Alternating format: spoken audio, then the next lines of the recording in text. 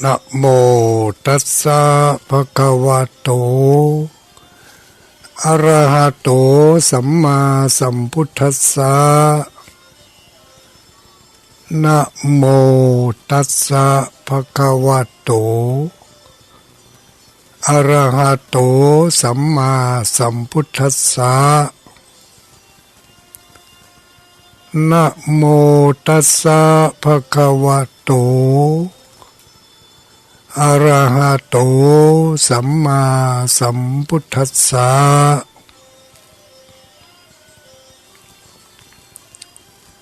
สังวิทาปุกะญะปะสังวิทาปุกะญะปะสังวิทาปุกะญะปะคาถาหัวใจพระอภิธรรมหัวใจพระอภิธรรมสังวิทาปุกะญะปะท่องไว้ดีมีปัญญาสติบ่หลงตายบ่เน่าบ่เหม็นสังวิทาปุกะญะปะ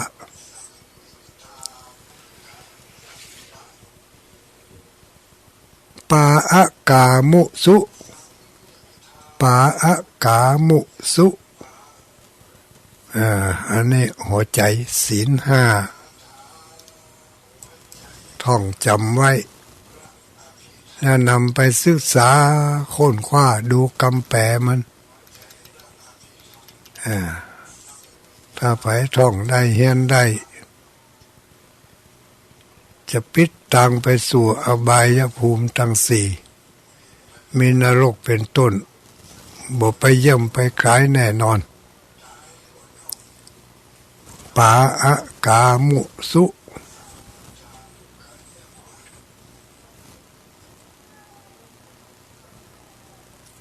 ขอความนอบน้อมแด่องค์สมเด็จพระสัมมาสัมพุทธเจ้า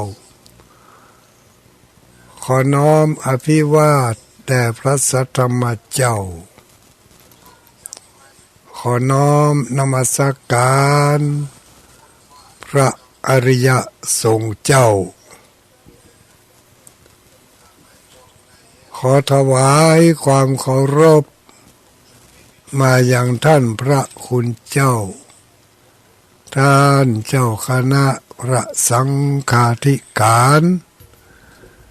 ท่านครูบาอาจารย์พระสงฆ์องค์สังฆเจ้าทุกรูปทุกตนทุกองค์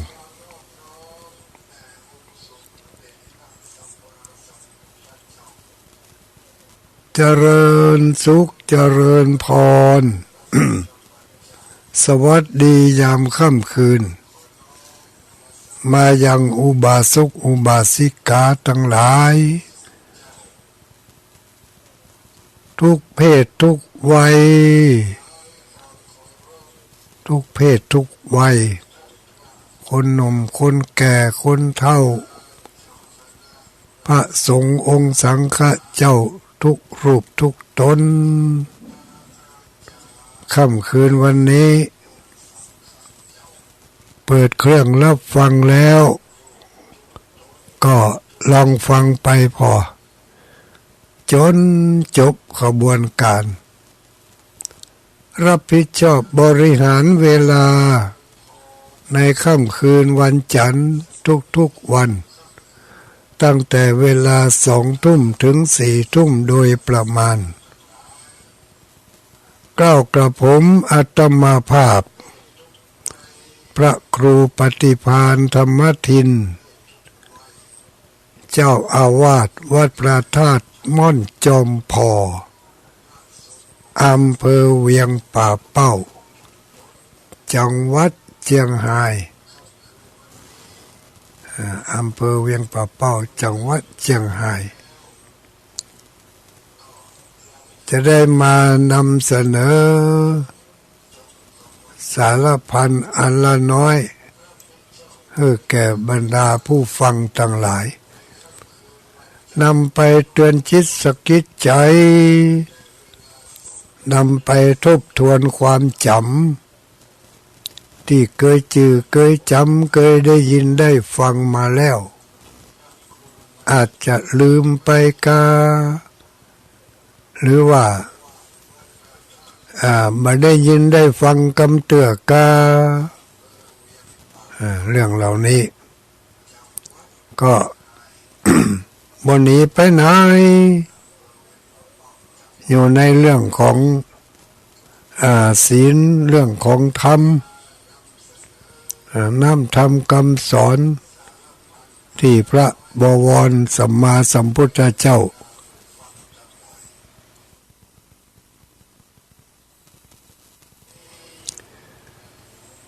ได้เทศนาสั่งสอนไว้ เมื่อก่อนก็จือจำกันเอาด้วยกำปากท่องจำกันเอาต่อมาระยะหลังๆนี่ความจำมันชักจะลำบากยากเข็นบางทีความจำก็ลืมเลือนจำผิดจำถูกก็เลยมีการบันทึกไว้เป็นลายลักษณ์อักษรรวบรวมกันไว้เป็นหมวดเป็นหมู่เป็นหมวดหมู่ของพระธรรมคำสอนพระศาสดาสัมมาสัมพุทธเจ้าที่เราฮู้จักกันในนามว่าพระไตรปิฎกพระไตรปิฎกในพระไตรปิฎกนั้น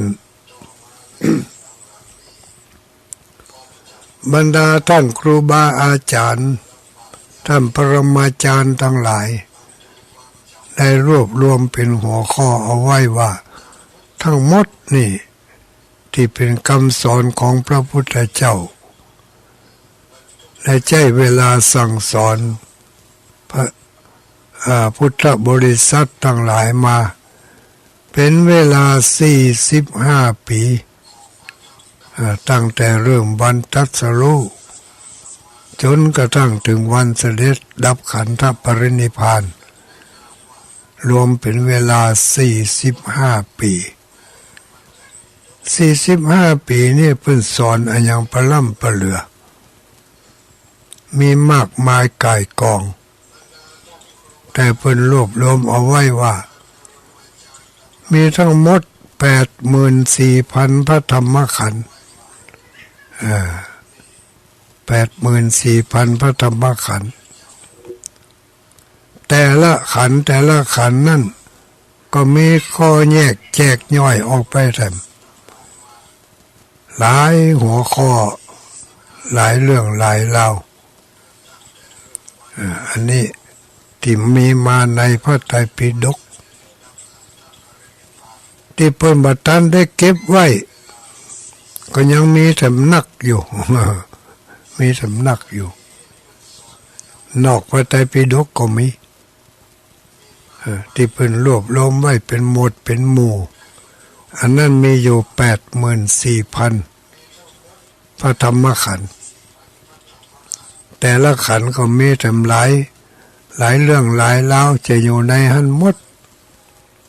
รวมไปจนถึงเรื่องที่ทุลุงกำลังจะบอกท่านทั้งหลายอันนี้ก็อยู่ในพระไตรปิฎกแล้วก็จื่อจำกันมาเป็นทอดเอามาบอกกันเป็นครั้งเป็นคราวไปเนาะปะกันไหนก็บอกกันหั่นบอกกันไปเป็นหน้าที่ของพวกเราชาวพุทธทั้งหลายพวกเราชาวพุทธนี่มีหน้าที่อันใดเอ่ยก็บอกกันก็หลายครั้งหลายหนเพื่อจะได้บ่ลืมก็บอกกันแถมเนาะ ย่ำกันแถมชาวพุทธของเรานะมีหน้าที่สี่ประการนี่ถ้าไปเป็นเจ้าพุทธจำไว้หน้าที่ของเรามีสี่อย่างนี่ย่อแล้วนะย่อให้เหลือสี่อย่างเนาะหน้าที่ของเราชาวพุทธทั้งหลายต้องหมั่นศึกษาเล่าเรียนท่องจำแน่อันนี้หน้าที่ของชาวพุทธต้องหมั่นศึกษามันอ่านมันฟังแล้วก็มัน มันเอาไปทดลองใจอันนี้อยู่ขั้นที่สองละหน้าที่อันที่หนึ่งก็คือมันศึกษามันฟังตนใดมาก็ฟังหมดอย่างกับหมู่เฮาทั้งหลายเนี่ยเฮาได้ชื่อว่าเฮาปฏิบัติหน้าที่ของเจ้าพุทธก็คือมันฟังมันอ่านฟังไปแล้วตนนั่นเปิ้นว่าอย่างนั้นละดีละชั่วทำดีละดีหนีชั่วเนี่ยอย่างใดที่ว่าละดีหนีชั่วเนี่ยแต่ละตนเพิ่นก็จะบอกกันไปเนาะเมื่อเขาได้ยินได้ฟังอย่างนี้แล้วชื่อว่าเขาได้ทำหน้าที่ของเราโดยการฟังแล้วก็อ่านมาอย่างฟังมาอย่างอ่านน้ำธรรมคำสอนฟังน้ำธรรมคำสอนของพระสัมมาสัมพุทธเจ้าที่เพิ่นได้เทศนาเอาไว้เขาก็มาศึกษาเขาได้เคารพนับถือยอมรับเอาพระรัตนตรัยว่าเป็นสรณะเป็นที่พึ่งแล้วเขาก็ทำหน้าที่ของเขากับคำนี้หน้าที่ของเขาชาวพุทธหน้าที่อันที่หนึ่งคือมันศึกษามันห้ามมันเฮียนไม่ได้หมายถึงว่าจะต้องกำปั๊บไปโรงเรียนไม่ต้องถึงขนาดนั้นก็ได้ก็มันฟังนี่แหละไปฟังลับเด้อฟังไปเรื่อยๆจนกว่าเพิ่นจะหมดเวลาเขาก็รับโอ้วันนี้ซ้ำหนาวเห็นนี่บางพ่องขึ้นยากจะเอามือออกจากผ้าห่มมากดโทรศัพท์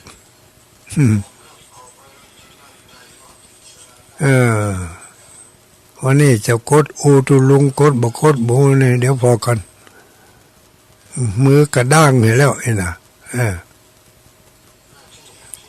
ก็กันเดี๋ยวจะปั่นตาให้เนาะปั่นตาให้ไปน้องลายดอยวันตกที่สถานีเพิ่นจะปิดก่อนเวลาจะให้เพิ่นมีโอกาสได้โทรเข้ามาแสดงความคิดเห็นจะมีอะไรอย่างมาฝากมาฝังมาบอกมากล่าวก็จะได้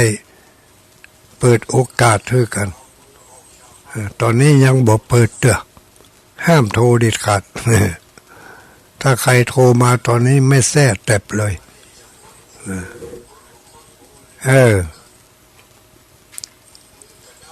ก็เป็นหน้าที่ของพวกเราชาวพุทธที่จะต้องศึกษาในน้ำธรรมคำสอนศึกษาด้วยการอ่านที่เพิ่นเขียนเอาไว้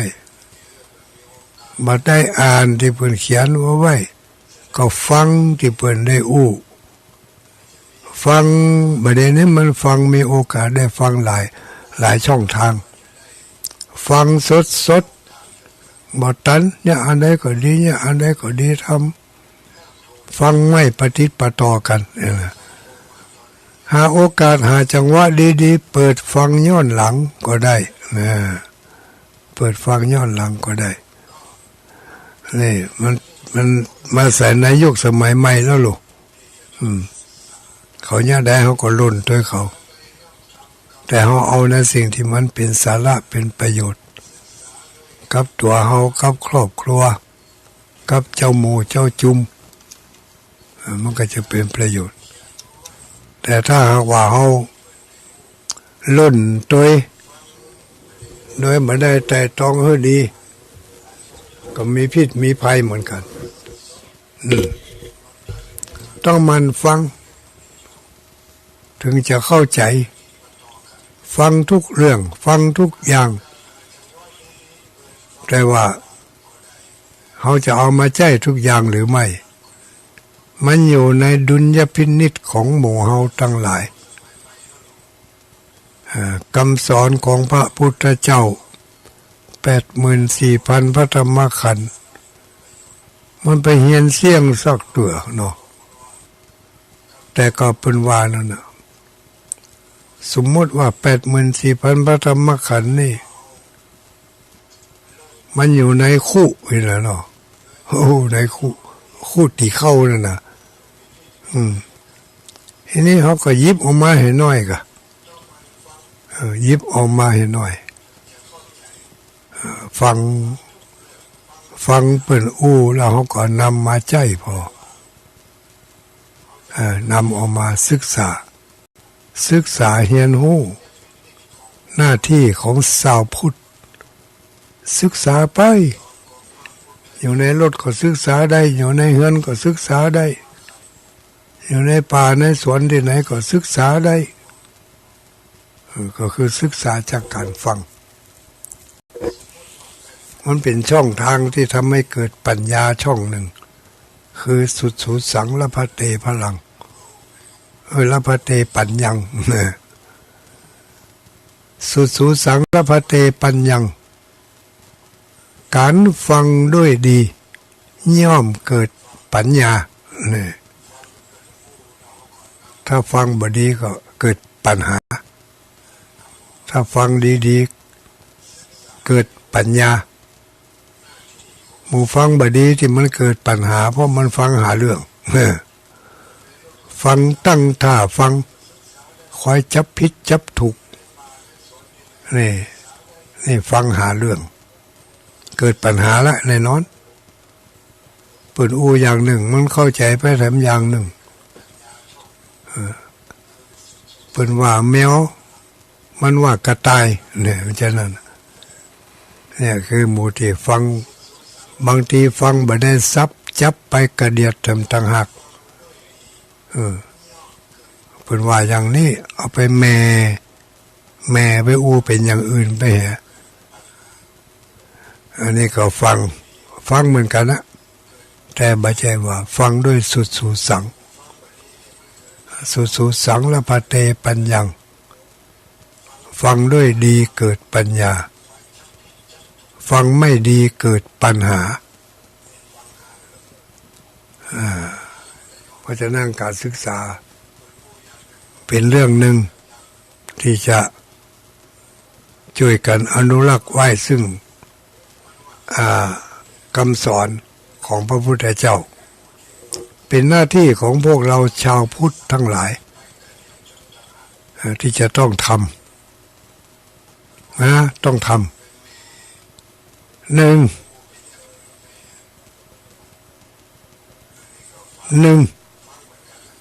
ศึกษาเรียนรู้ด้วยการอ่านการฟังการพอการก้อยอันนี้ชื่อว่าการทำหน้าที่ของชาวพุทธข้อที่หนึ่งคือมันศึกษาเรียนรู้ไปว่าขึ้นได้ทุกใจฟ้องบ่ทุกใจฟ้องก็ฟังไป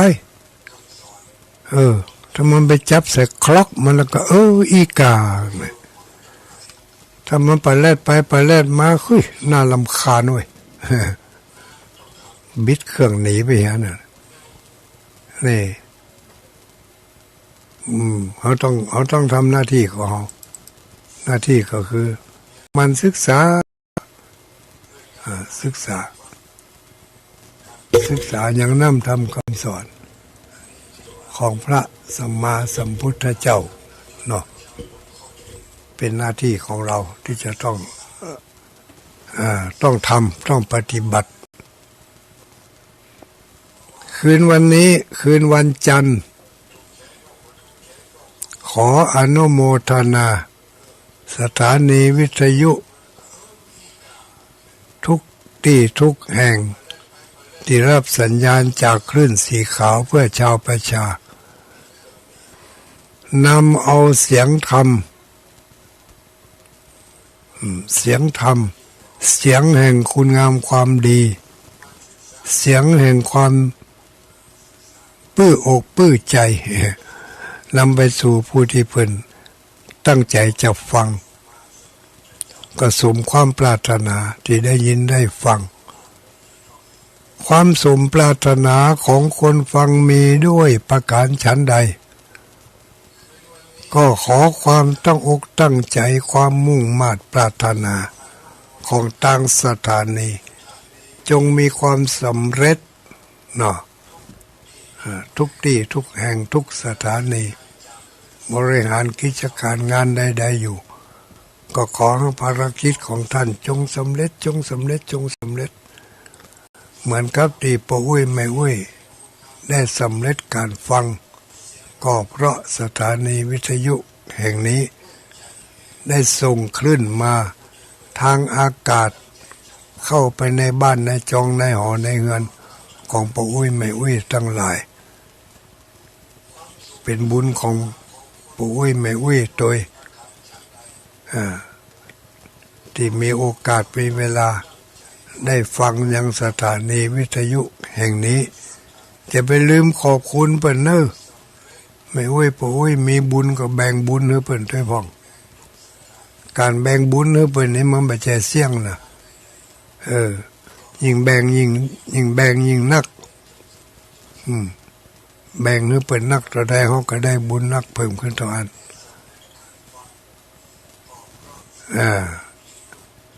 คืนวันนี้ทุกคืนวันจันทร์เฮามาปะกันกับตุลุงดอยเจ้าอาวาสวัดพระธาตุม่อนจอมพออำเภอเวียงป่าเป้าจังหวัดเชียงรายทุกคืนมีพระสงฆ์องค์สังฆเจ้ามานำเสนอคำสอนของพระสัมมาสัมพุทธเจ้าในหลายรูปแบบหลายลักษณะหลายวิธีการแต่ละวิธีการนั่นก็จุดมุ่งหมายก็เพื่อจะให้ผู้ฟังทั้งหลายได้มีความเข้าอกเข้าใจถึงน้ำธรรมคำสอนของพระพุทธเจ้าศึกษาไปทำไมเรียนไปทำไมก็เพื่อเอามาใช้ให้เกิดผลเกิดประโยชน์กับตัวของเราอันนั้นก็คือเขาจะมีความทุกข์น้อยลงจะมีความสุขมีความเบิกบานสำราญใจมากขึ้นเพราะเราได้ดำเนินชีวิตด้วยการถูกวิธีด้วยการถูกวิธีถ้าดำเนินไม่ถูกมันเป็นทุกข์ถ้าดำเนินถูกมันเป็นสุขทั้งที่เป็นทั้งที่เจ็บไข้ได้ป่วยอยู่นะเจ็บไข้ได้ป่วยบางคนลุกบ่ได้นอนบ่สะดวกเนี่ยเดินบ่ค่อยสบายบ่ค่อยสำหานเนี่ยแต่ก็บ่ไปเป็นทุกข์กับมันเพราะแยกได้ระหว่างสังขารร่างกายกับจิตใจแยกได้สังขารร่างกายมันจะทุกข์ก็มันเรื่องของมันเฮาบ่ไปโกรธไปเกลียดเฮาบ่ไปแจ้งไปด่ามันระงับปากระงับใจเอาไว้บ่ไปก่อเวรก่อกรรมเพิ่มขึ้นให้มันสิ้นสุดกันพบนี้ชาตินี้ความเจ็บไข้ได้ป่วยทั้งหลายมันใครมาอยู่แต่เฮาก็ปล่อยให้มันอยู่ไป ขับไล่มันออกไปเป็นเตือมันก็ไปเป็นเตือแล้วก็พลิกมาหมดเพราะมันใครมาอยู่ตัวก็จังมันหยังก็เลี้ยงมันไป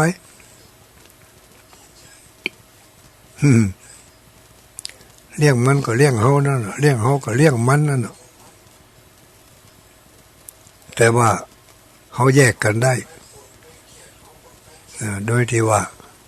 บ่ไปจองกรรมจองเวรมันอย่างกับมันเจ็บก็มันก็เจ็บเป็นเรื่องของร่างกายมันจะเจ็บก็ปล่อยมันเจ็บไปมันเจ็บมาถึงขั้นนี้แล้วจะไปให้มันเจ็บต่อไปจะไปให้มันได้ข้ามภพข้ามชาติไปถึงภพอื่นชาติอื่นจะไปให้มันได้ข้ามวันข้ามคืนข้ามเดือนข้ามปีโดยที่ว่าเบื่อมันติดอกติดใจบ่ได้ไปผูกอาฆาตมาดแค้นมันอย่างกับมันแข้งขาหัวเข่านี่เจ็บก็เจ็บปวดก็ปวดเอวก็เจ็บขาก็เจ็บไปบ่พอเจ็บเอวลงขายันมาแผลหัวเข่าบุ่นสุมาเตอพดมาแผลหลังตีนบุ่นถ้าเขาแยกมาได้นะเขาจะไปแจ้งมันนะมันจะเจ็บหาปอมันยังปล่ำปเหลือหายก็บ่หายตายก็บ่ตายสักเตียนี่ทรมานเงานั่นแหละเป็นทุกข์แล้วนั่นแหละเป็นทุกข์ลูกแล้วก็ไม่ใช่เป็นทุกข์บ่ได้นะสร้างเวรต่อไปทำแทนที่จะหายภายในปีนี้ก็ไปแจ้งไปด่ามันยืดไปทำไมปีนี้มาหายสักคำมันหวังว่าจะไปหายปีหน้าถ้าบ่ปล่อยบ่โปร่งบ่วางมันแจ้งมันทิกๆมันก็ต่อยืดต่ออายุของมันไปทิกๆจะไปแจ้งมันปล่อยมันไปแจ้งไปด่าไปโกรธไปเกลียดมันอย่างมันถึงเวลาที่มันมาตัวเอานี่จากเขาก็ยินดีให้มันไปให้มันไปเนี่ยวิธีที่ว่าเขาทำใจของเขาเมื่อมันเป็นทุกข์ความสุขอันนี้เกิดจากการฟังธรรมลูกเกิดจากการฟังธรรมเข้าใจในธรรมเข้าใจในธรรมเข้าใจอย่างใดเข้าใจในธรรมก็คือธรรมก็คือธรรมชาติเข้าใจในธรรมชาติเมื่อเข้าใจในธรรมชาติแล้วการปลงการปล่อยการวางมันก็จะเป็นไปแต่น้อยอันนี้ก็คือการได้ยินได้ฟังบางทีเรื่องเดียวกันเนี่ยตัวเจ้าตัวหนึ่งอู้ไปทำยังตัวเจ้าตัวนั้นอู้ไปทำยังแต่มันก็เรื่องเดียวกันมันอยู่ที่ว่าบางทีตัวเจ้าตัวนี้อู้ไปแถมคนหนึ่งเพิ่นถูกใจแต่คนหนึ่งเพิ่นบ่ถูกใจทั้งที่เรื่องเดียวกันนี่นะคนหนึ่งอู้ถูกใจม่วนใจแต่คนหนึ่งอู้บ่ถูกใจบ่ม่วนใจมันก็ดังก็เด้อก็แดกอยู่เพราะมีน้ำมีนวลกำแล้วอย่างกับแจ้งเขานี่ที่จริงมันก็อันเดียวกันนั่นนะการฟังด้วยดีย่อมเกิดปัญญามันฟังมันอ่านเป็นหน้าที่ของเราชาวพุทธมีหน้าที่4ประการประการที่1มันศึกษาเล่าเรียนเขียนอ่านฟังจำหน้าที่อันที่2เมื่อได้ยินได้ฟังแล้วนำมาประพฤติปฏิบัติเอามาหัดใจพอเพิ่นว่าบัดนี้แจ้งบัดนี้ด่าความเจ็บความปวด บัดนี้แจ้งบัดนี้ดาตัวเก่าตายก็บ่ตายหายก็บ่หายนี่นี่บัดนี้แจ้งตัวเก่าเขาก็ได้ยินได้ฟังอย่างนี้แล้วลองฝึกหัดพอฝึกหัดกูเตือมันแจ้งมันดาวันนึงจึงเป็น10เตือพวกเองนะมันเดินในโลดลงละเหลือวัน5เตือก็พอถ้าเตือที่6มันจะเพิ่มขึ้นมาอดไว้เหียบอกว่าละกูว่าไปแล้ว5เตือละ6กูเตือนี่10เตือหรือวันหนึ่งวันนี้เขาจะว่า5เตือเนี่ยก็กั้นใจเอายั่งเอาอดเอาฝึกหัดปฏิบัติขัดเกลาเป็นว่านะเมื่อได้ยินได้ฟังแล้วก็นำมาฝึกหัดปฏิบัติขัดเกลาทิฏฐิมานะ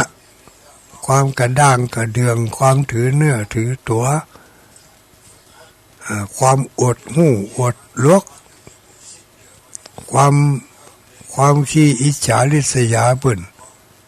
ลองลดลงพอเขาหู้แล้วว่ามันบ่ดีเมื่อมันบ่ดีเขาก็ลองลดลงลองฝึกหัดอดทนอดกั้นบ่ไปลุกอำนาจของความอยากจะด่าอยากจะแจ้งอยากจะเล่าขวัญอยากจะส่อเสียดเปิ่นอดเอาเนาะ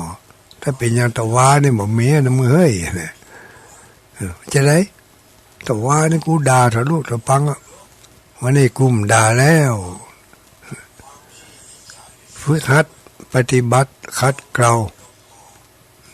แล้วความเบาความสบายจะเกิดขึ้นกับตัวกับใจอันนี้เป็นหน้าที่ของพวกเราชาวพุทธทำไว้จะเป็นตัวอย่างให้กับลูกกับหลาน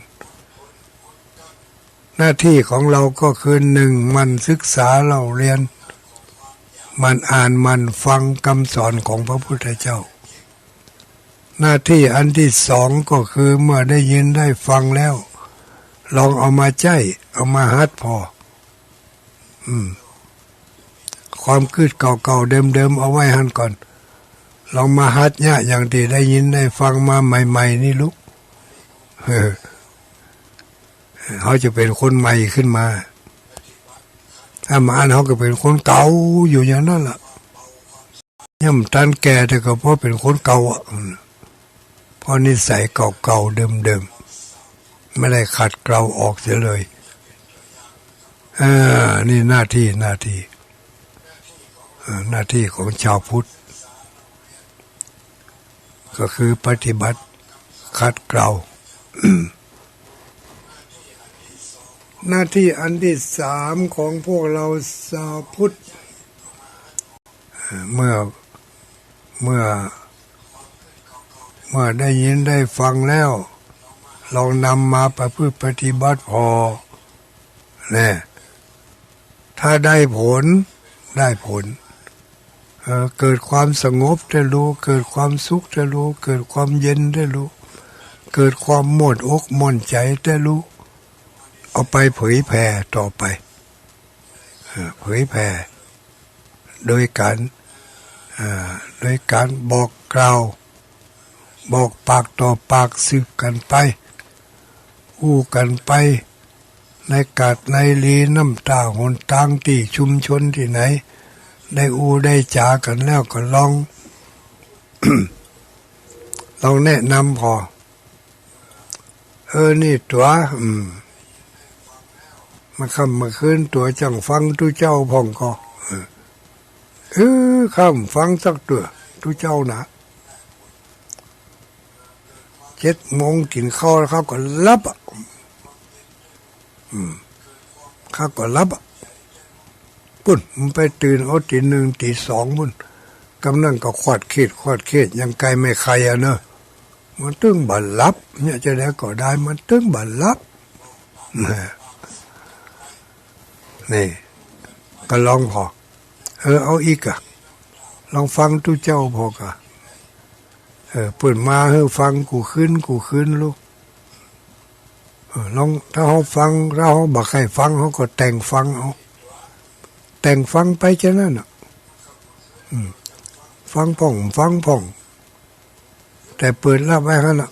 แต่จะไปเปิดดังก็เช่นเดี๋ยวลูกหลานจะจังเอาฟังตัวเจ้าไปจนถึง10 โมงเท่ากันนั้นมันจะรับ10 โมงไปมั้งกะรับก็รับจะได้รับก็รับสนิทเนอะโอ้รับสนิทไปตื่นเอาปุ่นตี 4 ตี 5บางทีก็ตื่นเอา6 โมงปุ่นเท่าบางคนก็ตื่นตี 3ตื่นมาบางทีก็ฟังทุเจ้าแถมฟังทิกมันแบบมีอย่างเงี้ยเวลามันอย่างอันเด็กดื่นจะไปบุกฟันบันหลวงก็คุบขับเดี๋ยวเขาจะว่าเขาแต่เหมาะก็นอนฟังวิทยุมาเจ้าอันนี้มันจะได้รับได้เต็มที่รับได้อิ่มรับได้เต็มรับได้สนิทเพราะว่าไปรับเอาตอนดึกมีเพื่อนคนรับดึกลูกเพื่อนคนนอนดึกทุกคืนวันจันทร์ตั้งแต่2 ทุ่มถึง4 ทุ่มณสถานีวิทยุแห่งนี้เรามาเป็นเพื่อนกันเพื่อนคนรับดึกด้วยกันเนาะก็ลองแต่งฟังพอถ้าฟังบาแต่ก็แต่งฟังเอาบางทีก็อาจจะถูกอกถูกใจหูอีกอะฟังไปมันถูกคลอกถูกอลองมันก็ม่วนได้ลูกก็เป็นประโยชน์เขาลูกให้เนี่ย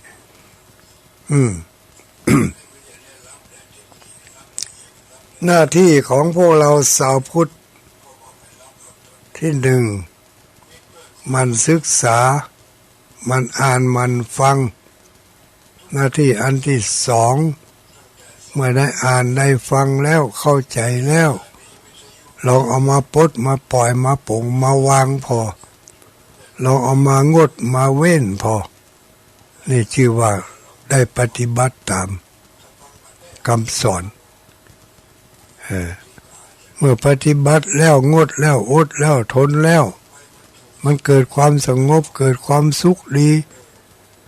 เกิดความเบาอกเบาใจบ่มีเวรบ่มีภัยกับไผทุกคนหันหน้าหันตาก็ยิ้มแย้มแจ่มใสทักทายปราศัยด้วยความเป็นมิตรเขาได้กัลยาณมิตรเพิ่มขึ้นมาแถมเพราะการปฏิบัติของเขานั่นเองนี่การเรียกว่าเห็นแล้วเข้าใจแล้วนำมาปฏิบัติเมื่อปฏิบัติแล้วได้ผลเป็นอย่างไรช่วยเผยแผ่ช่วยเอาไปบอกไปกล่าวไปชักชวนกันนี่ตัวเองวันพรุ่งนี้ก็เป็นวันศีลแล้วนะเขาไปวันศีลเขาไปวัดนอกชวนกันไปวัดไปว่าออกแรงแห้งไข่มาแล้วที่จังที่เปิ่งของเขากันอย่างอื่นก็บ่มีละจะมีก็พุทโธเมนาโถธัมโมเมนาโถสังโฆเมนาโถนี่ละมันฝึกหัดไปวัดไปว่าชวนกันไปเรียกว่าช่วยกันเผยแผ่น้ำธรรมคำสอนของพระพุทธเจ้าบ้านใดเมืองใดมีความอบอุ่นโดยน้ำธรรมคำสอนบ้านนั่นเมืองนั่นก็มีความชุ่มเย็นชุ่มช่ำปราศจากอันตรายทั้งหลายก็ชื่อว่าเขาได้ทำบุญด้วยการทำหน้าที่ของชาวพุทธมีหน้าที่4 ประการที่ 1มันศึกษา มันอ่านมันฟังประการที่สองศึกษาเข้าอกเข้าใจแล้วนักน้อยหมกใดก็ลองเอามาหัดเอามาใจพอเมื่อใจได้ผลแล้วก็เอาความเอาสิ่งที่ได้ผลนั่นแหละไปเผยแผ่ให้คนอื่นๆทำต่อไปจักกันชวนกันเมื่อถึงกับจักกับชวนแต่อู้ให้กันฟังก็ชื่อว่าได้การได้ช่วยกันเผยแผ่อู้ให้กันฟังโอ้แต่คืนแล้วเนี่ยสุขอมได้ฟังตุลุงดอยเนี่ยโอ้เปิ่นอู้ม่วนเฮ้ยนะเปิ่นอู้ถึงหน้าที่ของเจ้าพุทธเข้าใจดีลูกกูเตือนเขาก็บอกว่าเจ้าพุทธเขามีหน้าที่อย่างใดแต่ถ้าคืนแล้วนี่เขาฟังเปิ่นแล้วนี่โอ้เปิ่นว่าเจ้าพุทธมีหน้าที่สี่อย่างว่าย่ำแล้วย่ำแถมอยู่หั่นน่ะหนึ่งหน้าที่ของเจ้าพุทธมันศึกษาเราเรียนเขียนอ่านมันฟังสองเมื่อศึกษาเมื่อฟังแล้วนำมาใจเอาไปทดลองใจพอเมื่อสามเมื่อได้ผลแล้วก็นำไปเผยแผ่นำไปเผยแผ่ให้คนอื่นได้หู้ได้ยินได้ฟังได้เข้าอกเข้าใจอันนี้หน้าที่อันที่สามหน้าที่สุดท้ายของชาวพุทธเราก็คือช่วยกันอนุรักษ์รักษาไว้ยังน้ำทำคำสอนระเบียบประเพณีขนบธรรมเนียมต่างๆจารีตฮีดหอยที่เขาเคยทำกันมาอย่างใดช่วยกันอนุรักษ์ฮีดหอยต่างๆเหล่านั้นเอาไว้อย่างในฤดูนี้เป็นฤดูของการเข้ากรรมปฏิบัติธรรมบางที่ก็จัดให้มีการเข้าปริวาสกรรมเขาก็ช่วยกันอนุรักษ์โดยการไปร่วมกิจกรรมร่วมงานร่วมจัดร่วมแจงร่วมแปลงเปิ่นมีปล่อยหลวงที่ไหนก็ไปสละเวลาไปช่วยเปิ่นช่วยจัดช่วยแจงช่วยแปลงช่วยแต่งช่วยดางานเข้ากรรมงานเข้ากรรมไม่หลายตีนี่วันพรุ่งนี้จะเริ่มต้นที่ได้ยินข่าวมานี่ก็ที่มีที่วัดโสภณารามห้วยงูในตำบลสันทรายอำเภอฝางนอนั่งก็มีแต่หลายที่อย่างที่อำเภอพานก็จะมีการเข้าปริวาสกรรมที่วัดอะไรอย่างนั้นน่ะลืมไปแล้วนะนี่เจ้าหม้อนี่แม่เนี่ยเปิดจัดทุกปีเปิดจัดกันที่ไหนเขาก็ไปกันที่นั่นวัดไหนมีงานอันใดเกี่ยวกับการรักษาจารีตประเพณีก็ไปช่วยกันสนับสนุนด้วยการให้ความร่วมไม้ร่วมมือตามกำลังของเขาตามกำลังของเขามีเวลา1 ชั่วโมงเขาก็ไป1 ชั่วโมงเขามีเวลาวันค่ำเขาก็ไปวันค่ำมีเวลาเหรอเลยก็ไปยื้อเปิ่นเสมอไปให้กำลังใจคนที่เปิ่นมีเวลาไปยื้อไปใจกันอย่างนี้คือว่าช่วยกันอนุรักษ์เป็นหน้าที่ของเราชาวพุทธช่วยกันอนุรักษ์นำธรรมคำสอนอนุรักษ์ขนบธรรมเนียมประเพณีอันดีงามของชาวพุทธไม่ว่าจะเป็นประเพณีการทำบุญกินสลากผักไม้ทำบุญตานปล่อยหลวงปล่อยน้อยปล่อยหลวงปล่อยย่อมหรือว่าประเพณีของการเทศมหาชาตินี่ก็มีหลายที่หลายแห่งเทศมหาชาติเวสสันดรเนาะก็ได้ยินข่าวตั้งอำเภอสัมปะตองก็จะมีที่วัดทรายมูล ไปจะมีการเทศน์มหาชาติอันนั้นวันที่16 กุมภาพันธ์วัดไม่ห้วยเงินใต้จะมีงานปล่อยหลวงนะจะมีงานปล่อยหลวงเดือนกุมภานี่เหมือนกันมีพิธีกรรมหลายอันหลายอย่างจะได้พากันไปยื้อไปใจแล้วก็วัดมันยังทำวิทยาลัยสงฆ์มจรลำปางนี่ก็จะจัดให้มีการเทศน์มหาชาติเวสสันดรชาดกเป็นประเพณีทำทุกปีเพื่อความสะดวกสบายอาจจะเคลื่อนย้ายย้ายสถานที่ไปพ้องปีนี้ไปจัดที่มจร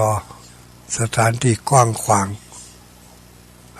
ไปสะดวกมาสบายมันจะไกลไปหน่อยแต่ก็ยังว่านั่นน่ะไก่ตาใกล้ใจใกล้ใจไก่ตาคือใจหานี่ไก่จ้อยไว้แต่ถ้าไปถึงแล้วก็บ่ไก่ตัวลุงก็จะได้ไปเอาหาเพิ่นอยู่ลูกวันที่7ที่มจรลำปางก่อนจะไปมจรลำปางวันที่31ไปที่วัดศรีภูมิมาวัดศรีภูมิมานี่ก็เพื่อจะมีปล่อยหลวงอันนี้ก็ต้องไปช่วยกันจัดแจงแต่งดาได้ยินท่านอาจารย์มหาสมชาติประชาสัมพันธ์ตะกี้ใครจะเป็นเจ้าภาพอันใดก็ไปเลยเข้าไปในวัดได้เลยไปบ่ได้บ่มีอย่างมาต่อแข้งต่อขาก็เอาสตางค์ออนไลน์ไปให้มันลอยฟ้าไปเอาสตางค์ลอยฟ้าไปถึงไปตกเข้าในบัญชีของเพิ่นก็จะเอาไปใช้จ่ายเกี่ยวกับการเตรียมงานทุกที่ทุกแห่งนะไม่ใช่กาที่กล่าวมานี่ที่บ่ได้กล่าวบ่ได้ไม่เห็นนักใกล้บ้านไผ่ไปบ้านท่านเนี่ยช่วยกันอนุรักษ์ไว้มันเป็นหน้าที่ญาติโยมทั้งหลายหน้าที่ของทุกเจ้าที่จะได้ช่วยอนุรักษ์คำสอนก็คือช่วยกันเอาความรู้ความเข้าใจนี่มาเผยแผ่บอกกล่าวให้ญาติโยมทั้งหลายได้เข้าใจนี่หน้าที่ของชาวพุทธชาวพุทธเรามีหน้าที่หลากหลาย4 ประการจำให้ดีหน้าที่ชาวพุทธ4 อย่างจำให้ดี 1. ศึกษาเรียนรู้ 2. นำมาปฏิบัติ 3. ช่วยกันเผยแผ่ 4. ช่วยกันอนุรักษ์รักษา4 อย่างนี้เรียนรู้ปฏิบัติเผยแผ่แล้วก็รักษาไว้ให้ดีรักษาถึงป้องกันไปด้วยนะช่วยกันรักษาช่วยกันป้องกันไผมากล่าวตูกล่าวไล่ป้ายสี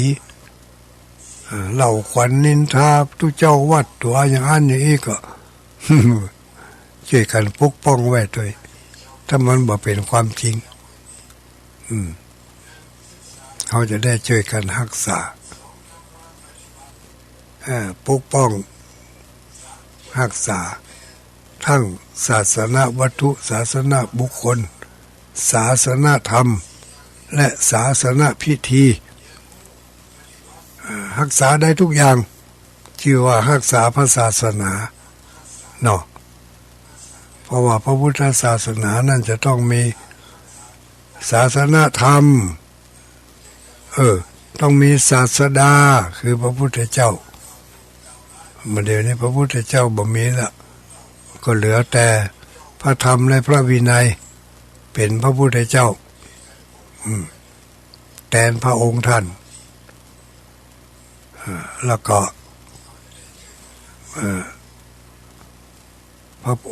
พระธรรมพระสงฆ์พระพุทธพระธรรมพระสงฆ์ว่ามันอย่างนี้มันนี่พระพุทธพระธรรมพระสงฆ์นี่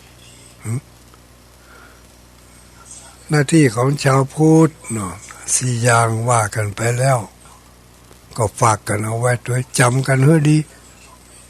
ถ้าเกิดเราอ่อนถามแล้วเขาก็จะได้ตอบได้ก็สี่อย่างเนาะศึกษาเห็นหูมันอ่านมันฟังเนี่ยสองนำมาทดลองใจพอเป็นว่าความอดทนนั้นมันดี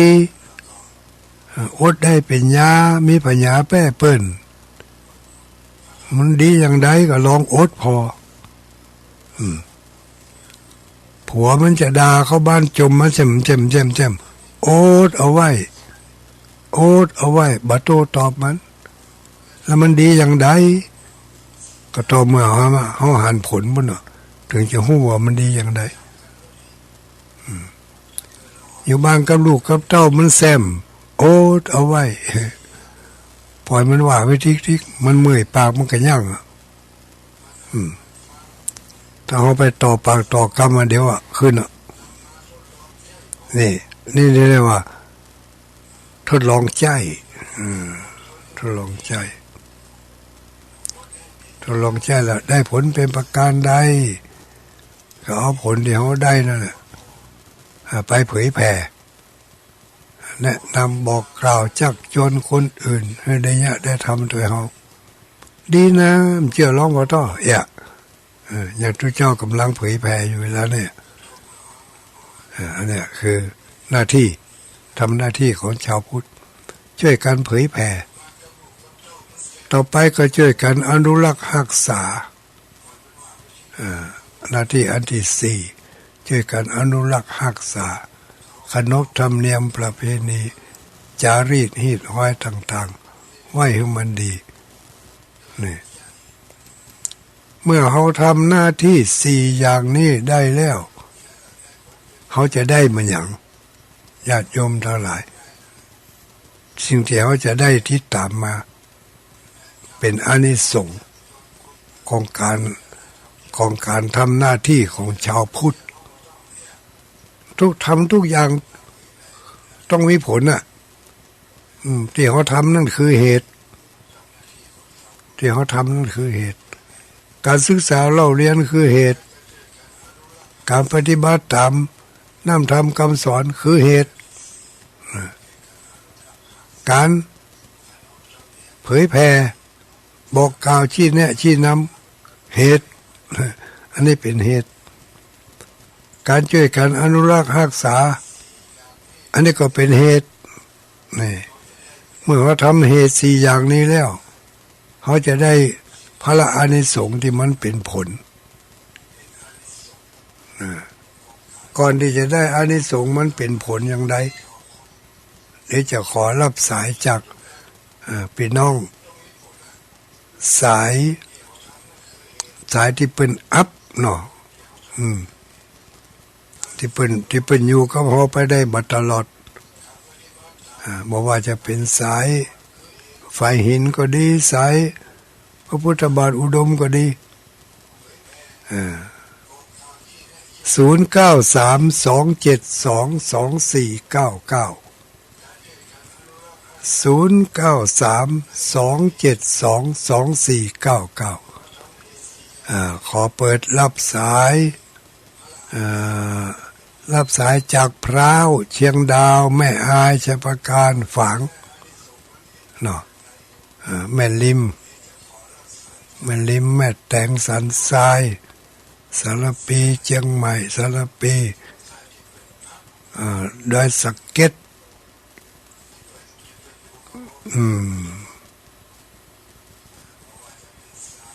พุทธมาเผียวเมืองปานเพกะเนาะ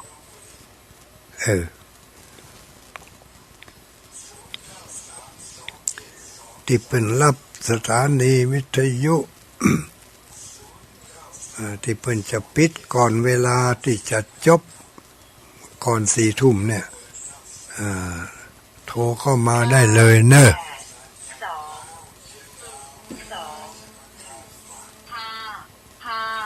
โอ้อันนี้สายไก่นี่เจริญพรไม่อุ้ยเมืองเงาไปศาลเจ้าตุลงเจ้าเออไปหุนไปหุนแก่นแก้วนะเจ้าเออชัดเจนดีเนาะมันไม่นะแจมพังงาเจ้าไว้ศาลเจ้าชัดเจนดีเนาะโปรตันโปรตันโทรคนไปศาลเจ้าอนุโมทนาสาธุตุลงมีสุขภาพแล้วนะแม่แข็งแรงถึงเจ้าเนอะสาธุขอบคุณหลายๆเอ้าภายหนาวเอามือสุนพระตวบอยู่บุญออกมากดได้เลยนี่สายเข้ามาแต่บ่ได้รับเจริญพรสาธุเจ้าไผเอ่ยเจ้าไม่เมฆเจ้าบ้านไหนอยู่สันติพัฒนาแม่ศูนย์เจ้าสันติพัฒนาแม่ศูนย์ดีอกดีใจที่ได้เข้าไปว่องเนี่ยต้องรู้ว่ามันต้องว่องสักวันก็แล้วก็ได้กรรมละแล้วก็ได้กรรมละเดี๋ยวนี้ก็ได้ก็ดีอกดีใจไหว้สาเจ้าไหว้สาก็มาได้ตู้ลุงเอ้ยแข่งขาข้างใต้ก็ฮักหัวก็ฮักเอามันไว้ฮะน่ะไปฝากเอามันขวางเด้อเนอะอย่างตู้ลุงว่านะปล่อยมันไว้ฮะน่ะปล่อยมันไว้ฮะน่ะมันตกปล่อยมันเป็นจ้ากลับมันเสี่ยงเหยอย่างตู้ลุงว่านะคะแม่นน่ะมันใครไม่อยู่แต่เฮาก็จังมันเจ้าเลี้ยงมันไปเอ็นดูมันเจ้าแล้วโหขาไปไหนก็โหขาไปวัดไปว่าผมได้เดี๋ยวนี้ไปกับมันจับเอาการไปกำหน่วยนะจ๊ะลุงเอาใจไปแล้วก็เอาวัดมาบ้านเอาวันจริงวันพระทุกวันนี่ก็ว่าที่พระไหว้เจ้าก็ข้ามมาคืนก่อนจะเข้ารับตัวก็ไหว้แม่นแล้วก็เข้าห้องก็เปิดวิทยุฟังตุ๊เจ้าองค์กับเจ้าวันผูกก็จะวันศีลทำละเนาะเจ้าเอาวัดมาบ้านเอากันแล้วกันเนอะเจ้าอนุโมทนาสาธุสุขภาพแข็งแรงเสียงเรียกข้าวใครเอ่ย0932722499 เจริญพร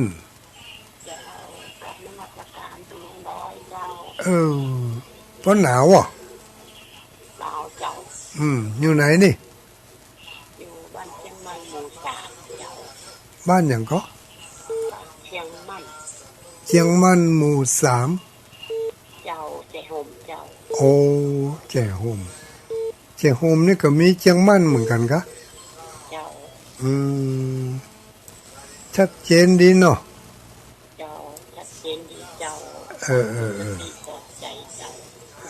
เพราะที่จะจำได้พ้องเขาเจ้าฟังทุกตนทุกองค์เจ้าฟังทุกตนทุกองค์จำได้กุศลเนาะเจ้าอนุโมทนาเนอเจ้ารับดีฝันดีโชคดีมีใจ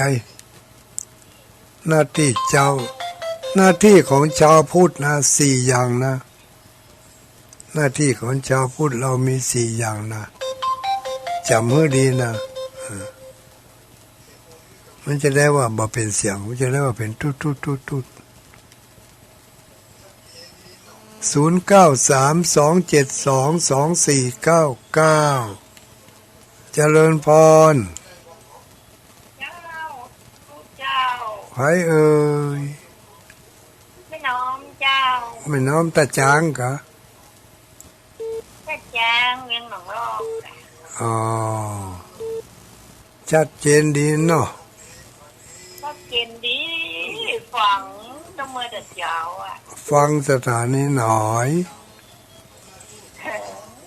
แนวกันนี่แนวจ้ะฟังสถานีไหนไม่ต้องซักจ้ะ ฟังห้วยตองซักก็เดี๋ยวอันฟังเมืองลี่อีกบัดถึงก็เมืองลี่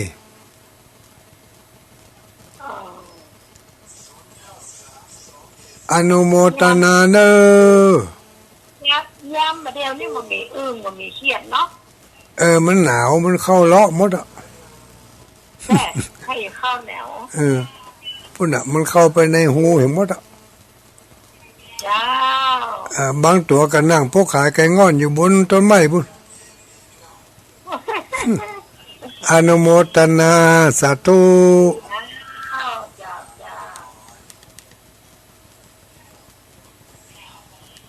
อึ่งมันนี่กับนักแกนะบางตัวขึ้นอยู่บนต้นไม้พุ่นน่ะว่าได้หนาวนักแกก็0932722499 48337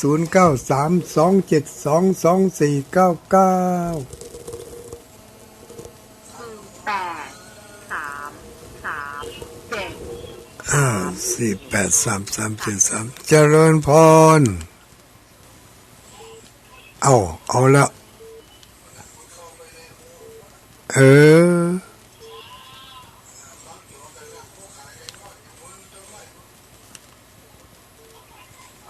เข้ามาใหม่ไปกดเสร็จมันโทรศัพท์ทำเหมือนไปมันเริ่มล้วนเว้ยได้ยินแล้วมาเลยอุ้ยอินกะ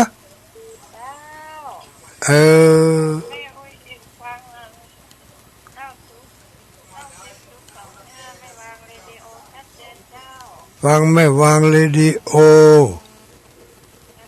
ชัดเจนดี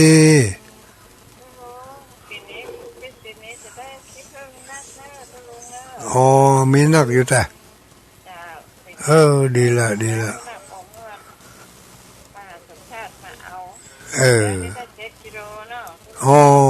สาธุเลยเก็บสะสมไว้เนาะ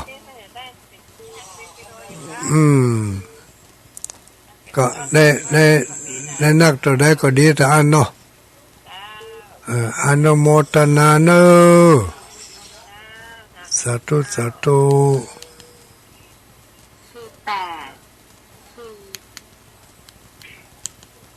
เจริญพรภาษาครับลุงครับสวัสดีปู่อุ้ยอยู่ไหนตอนนี้เขาจะมาสวัสดีปีใหม่มากลุ่มควายถึงหาไปควายยังเตื้อ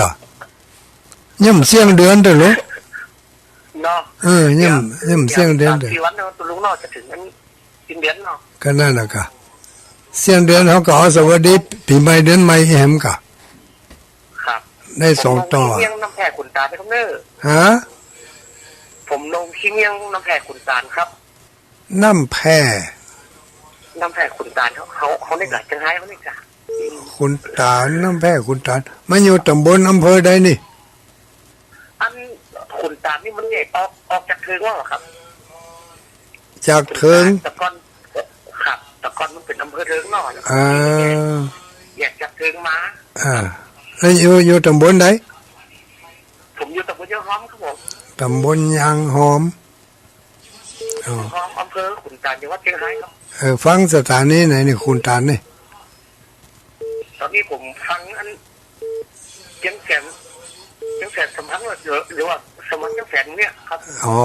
ฟังสถานีเชียงแสนเนาะครับบ้านผมเนี่ยมันครับได้ซีขึ้นกันนะโลมึงผ่านก็ได้กะผ่านก็ได้จังแสนก็ได้แล้วก็อันสังคงอะไรครับสังคงเรดิโอแม่จัน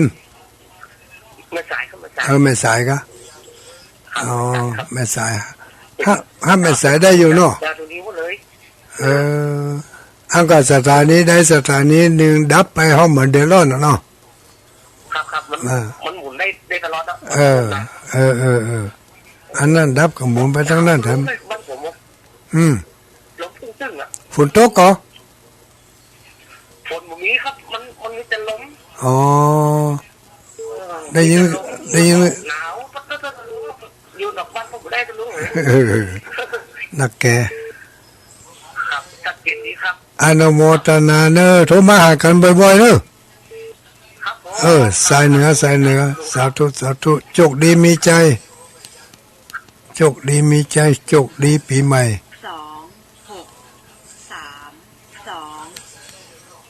เจริญพรเจ้าโอ้เขาขึ้นเดียวเขาเจ้าดีแล้วติดแล้วเขาควายว่องก็ติดพอดีทั้งของอย่างว่าอย่างวัดใต้ของเรานี้เจ้าหนองบัวใต้เจ้าอำเภอพานกะอำเภอพานเจ้าอยู่ว่าจะไงอ๋อแล้วแม่อุ้ยอยู่บ้านไหนอยู่บ้านในกระโตนหมู่7อ๋อกระโตนแม่ก็ต้นใกล้สถานีนี่กะเจ้าที่ใจตัวลุงด้อยคนข้างหน้าทำหมดเนาะแล้วพอจะจำได้พ่องก็เป็นเทศวิชาละเนาะเรียงหมดอ่ะหน้าที่ของชาวพุทธอินะเนาะน่าจะหน้าที่ของชาวพุทธน่าย้ายถึงวันนี้อายุ85เนาะ85ถูกว่าจะใจบ้านหน้าบ้านแทบเป็นวันงานวันศีลพร้อมของวัดพวกเราเจ้าวันปู่นี่วันเดือน4ดับแล้วลูกเจ้าลง5 โมงยังคงกินแล้วหมดอ่ะข้างไหนเขาซุปอย่างใจปวดในอันอย่างก็กันนั่งกับไฟทำไมเจ้าเดี๋ยวละทำบุญทำทานไปเจ้าอยู่ได้ครับเนี่ยศาสนาพุทธเนี่ยอยู่ได้ครับพระพุทธพระธรรมพระสงฆ์นะถึงวันนี้กันเดี๋ยวก็ฟังต่อไปว่าเขาทำบุญทำทานนี่เขาได้อย่างแถมพ่องอีน่ะเนาะโอ้ได้เลยย้ายได้เลยมีคนหักคนหนุ่มคนเอาปัจจัยโอ้โธ่ของกินของเขาเป็นเหมือนกับพุทธเจ้านะเนี่ยมันเป็นหน้าบุญเขาลูกเนาะ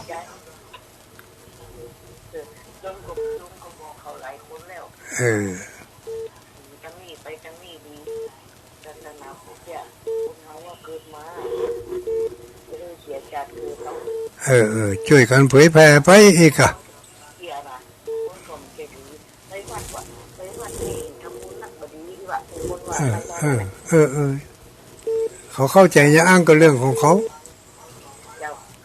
แต่ว่าเนี่ยคนว่าตอนเป็นการเด็กคนเป็นครูนะ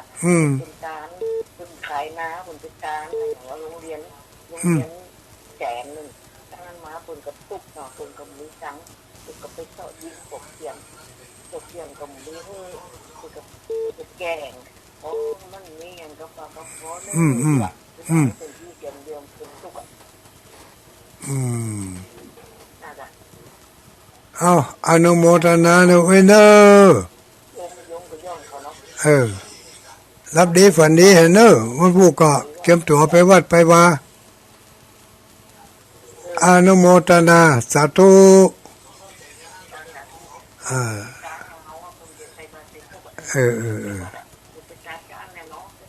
แม่นแล้วสำหรับการรับสายก็คงจะไว้เท่านี้ก่อนเนาะหลายนาทีนักแกโลที่เหลือจากนี้เดี๋ยวเอาไว้ตอนท้ายแหมกำเนาะตะกี้ก็แก้คัดแก้เมื่อยคอไปต่อไปก็ลองมาฟังมาฟังต่อไปก่อนที่จะไปวัดวันพรุ่งนี้วันพระวันศีลเดือน4เสี่ยงแล้ววันพรุ่งนี้หมดพอดีเดือน4ดับแล้วเดือน4ดับวันที่28เดือน5จะออกมาวันที่29นี่แล้วเดือน5ออก1ค่ำเนาะโอ้เดือน5เป็นปีนี้ตรงกับวันมาฆบูชาเนอะวันมาฆบูชาประเพณีสงฆ์น้ำประทาดวัดที่ไหนประล่ำประเหลือก็ฟังพอเนอะมาเหนือบ้านใต้บ้านใกล้บ้านไกลของเฮา ในช่วงสัปดาห์ที่หนึ่งนี่ตั้งแต่วันที่หนึ่งถึงวันที่7นี่รายการปกตินี่จะไม่ได้เข้าจะเป็นรายการพิเศษนะรายการพิเศษจะมีท่านพระคุณเจ้านักเทศที่เพิ่นได้ถวายเวลามามอบเวลามาให้แก่ทางสถานีแล้วก็ส่งความปรารถนาดีมาให้ศรัทธาญาติโยมจะได้ยินน้ำเลียงเสียงปากของท่านพระคุณเจ้านักเผยแพร่รูปใหม่ๆเนาะโดยจัดทีมโดยท่านอาจารย์มหาสมชาติจาตปัญโยเป็นจะจัดทีมทุกเจ้าเข้ามาให้ความรู้ความเข้าใจแก่หมู่เฮาทั้งหลายในการสร้างคุณงามความดีสร้างบุญสร้างกุศลได้ทำหน้าที่ของเจ้าพุทธให้มันสมบูรณ์แบบจะได้เนาะเขาก็ฟังกันเพราะว่าการฟังนี่มันดีอย่างที่เขาเคยได้ยินทุกเจ้าเพิ่นบอกหลายตนหลายองค์เพิ่นจะบอกกันพรุ่งนี้จะไปลืมเลยพี่น้องทั้งตำบลสันทรายอำเภอฝางไปร่วมกันจัดแจงแต่งดาเตรียมสถานที่จะเข้ากรรมปฏิบัติธรรม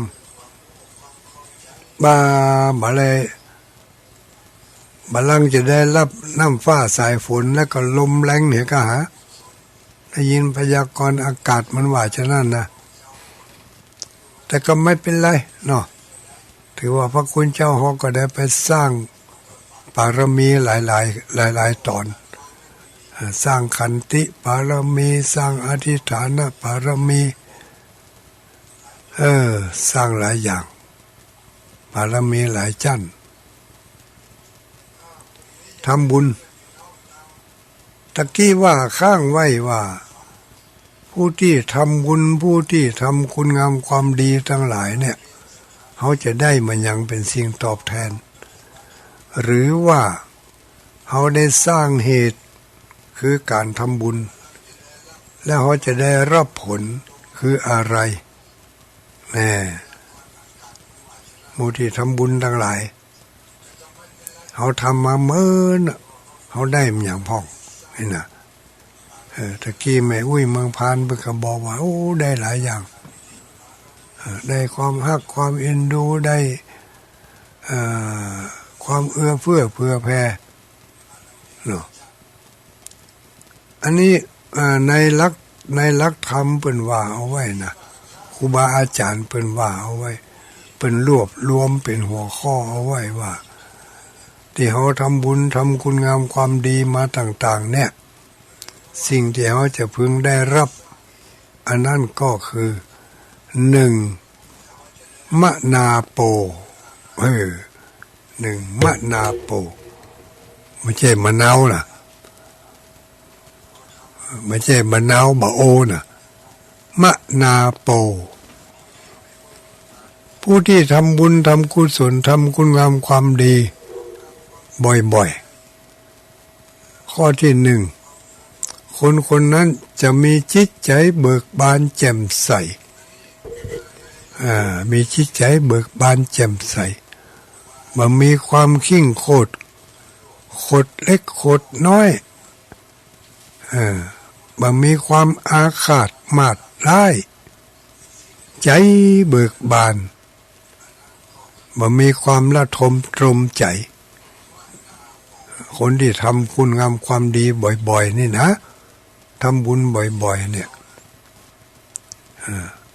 ผลที่ได้รับก็คือมีความเอิบอิ่มเปรมเบิกบานหัวอกหัวใจมีความแช่มชื่นเราสังเกตว่าเราคนที่ใจบุญนะพอจะก็เปิ่นบ่มีทุกข์หน้าตาก็ดีจิตใจก็เบิกบานบ่มีอารมณ์บุญอารมณ์เน่ามากวนจิตกวนใจ เนี่ยคือการทำความดีสิ่งที่เขาจะพึงได้มันอาจจะบ่เป็นก้อนเป็นหมู่ยับยุบบ่ได้มันบ่เป็นมันบ่ยังกับเงินหมื่นเงินดิจิตอล แต่อันนี้มันได้ภายในหนึ่งได้จิตใจเบิกบานแจ่มใสข้อที่สองคนที่ทำคุณงามความดีทำบุญบ่อยๆข้อที่สองเรียกว่ากิตติสัทโธกิตติสัทโธอันนี้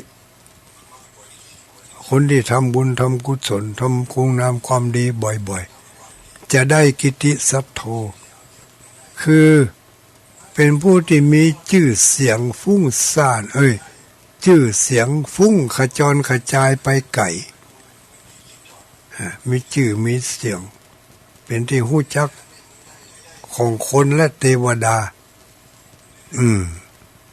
คนบ่ฮู้เทวดาหันเทวดาฮู้ผีหัน ผีก็หันเทวดาก็หันแต่ว่าถ้าคนมีปัญญาเปิ้นก็หันกิตติสัทโธเป็นคนที่มีเกียรติทรัพย์ชื่อเสียงเป็นหน้าเป็นตาของคนในตระกูลของตัวเพราะเป็นคนสร้างคุณงามความดีสร้างบุญสร้างกุศลจะมีชื่อเสียงฟุ้งขจรกระจายไปทั่วทั้งทวนลมและตามลมนี่ข้อที่สามมันทำบุญบ่อยๆนี่จะได้วิสาละโทวิสาละทะคือเป็นผู้มีความองอาจแกล้วกล้าเป็นคนองอาจแกล้วกล้าไม่ว่าจะไปอยู่ในท่ามกลางหมู่ชุมชนชนิดใดจะอยู่ในท่ามกลางของคนพาลก็อาจแกล้วกล้าไปอยู่ในท่ามกลางของนักปราชญ์บัณฑิตก็มีความองอาจแกล้วกล้าไปอยู่ในคนดีก็มีความแกล้วกล้าองอาจไปตกอยู่ในท่ามกลางของคนบดีก็เป็นที่เกรงขามแกล้วกล้าองอาจนะนี่คือบุญตัวของบุญนะ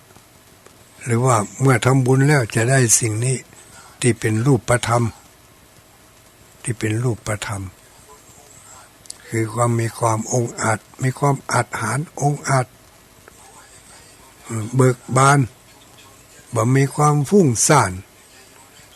มีจิตใจเบิกบานบ่มีความฟุ้งซ่านมีความองอาจแกล้วกล้าบ่เขินบ่ขวยบ่อายหู้ที่ต่ำที่สูง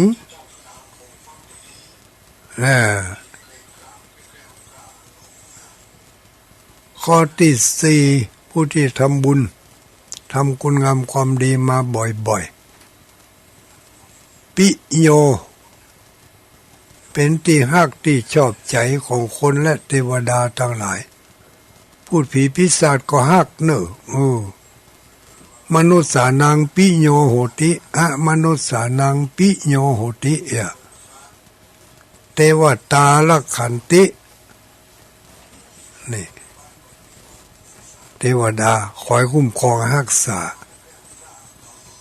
เป็นที่ฮักของเทวดาและของมนุษย์ของพูดผีปีศาจต่างๆถ้าไม่ใช่เว้นไม่ใช่กรรมกันมาแต่ก่อนแต่หลังแล้วบ่อาจจะทำร้ายได้เนาะ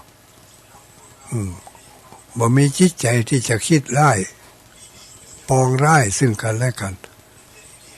เรียกว่าเป็นมีปิโยที่เป็นรูปธรรมหันชัดเจนเมื่อเราทำคุณงามความดีย่อมจะเป็นที่ฮักของคนทั่วไป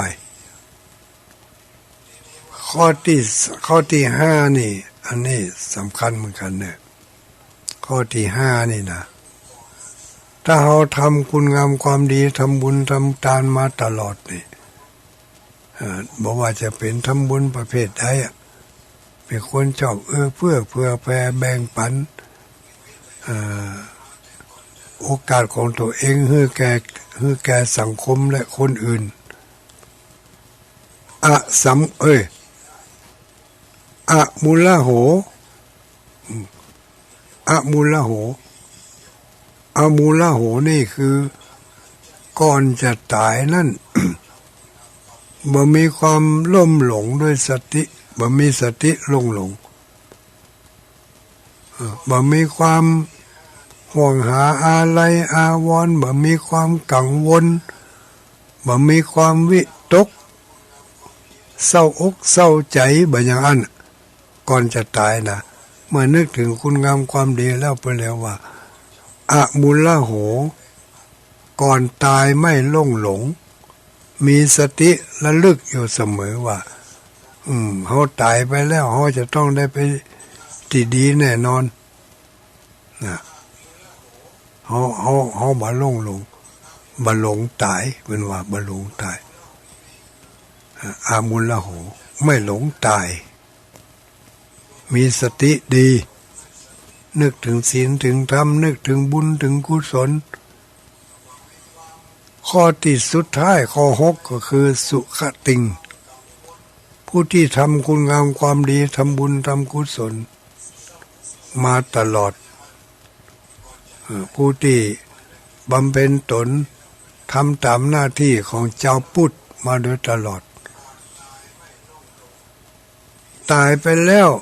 ไปสู่สุขติมีสุขติเป็นที่หวัง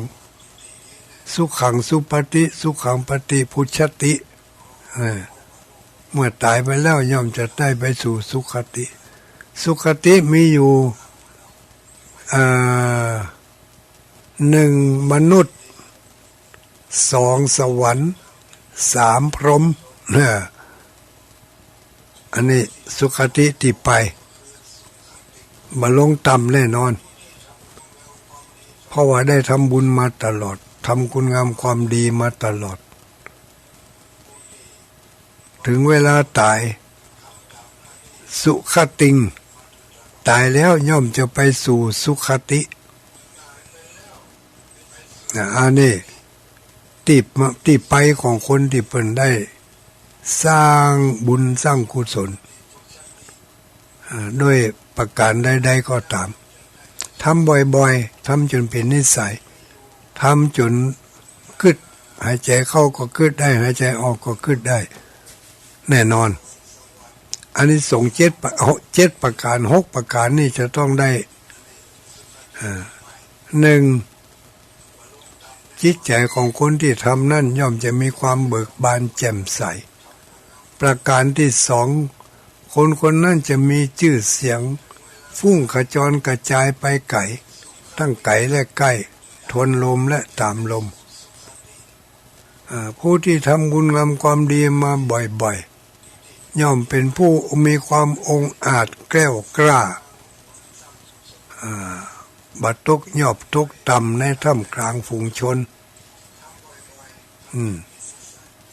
มันมีความโขยเขิน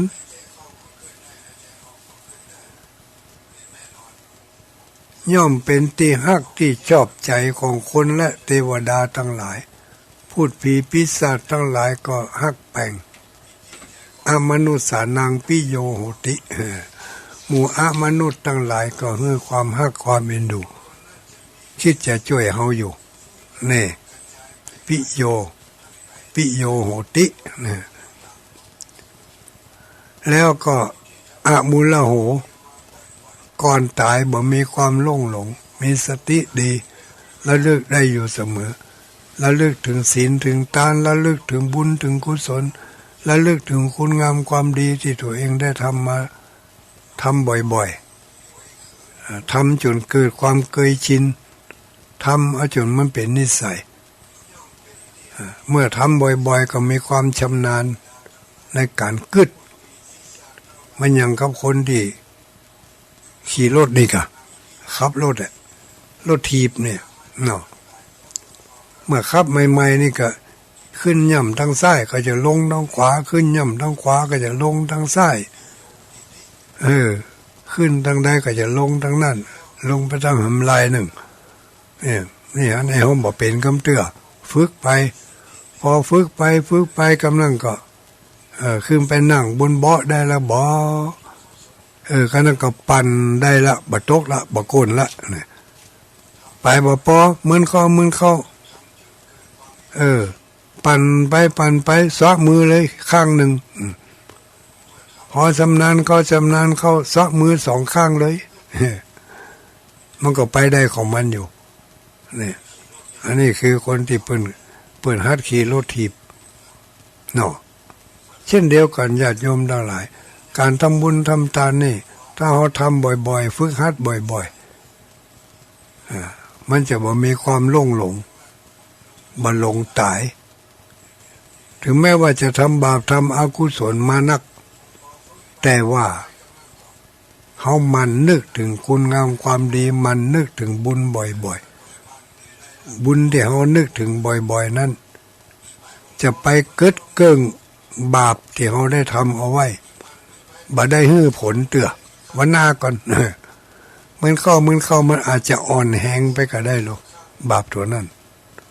เพราะมันบ่มีช่องว่างที่จะฮื้อผลเมื่อได้กับบุญฮื้อผลเดียวแล้วกับบุญฮื้อผลเกิดไปจากนั่นกับบุญฮื้อผลเนี่ยเพราะก่อนตายนึกถึงบุญถึงกุศลไม่หลงมีสุขติเป็นที่หวังเป็นที่ฮักที่พอใจของคนและเทวดาทั้งหลาย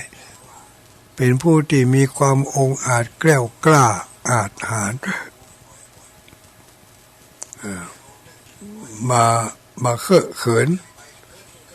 มาว่าจะไหวพระหับศีลกล่าวกรรมสุมากวาทานกล่าวกรรมถวายทานว่าดังมาอายไผถึงมื้อถึงวันนี่ไปหอดจะบอกถวายทานมันว่ามุบมิบอยู่ในปากพุ่นมันยังบอกว่าโพดออกมาปากถวายแต่หุบ่ถวายแต่หุทุกเจ้าเพิ่นก็สงสัยกันเนาะมันว่ามุบมิบอ้อมได้นี่ก็ว่าให้มันดังแสดงว่าเขามีความบ่แกล้วกล้าบ่มีความองอาจที่จะแสดงออกนี่เขาบ่ได้ทำบ่อยๆมันจึงบ่มีความแกล้วกล้า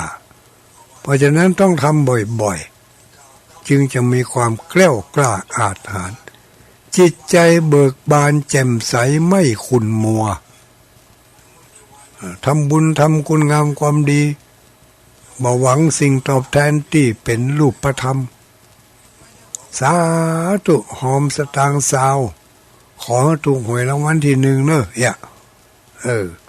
อันนี้ไปหวังสิ่งที่ไม่ควรหวัง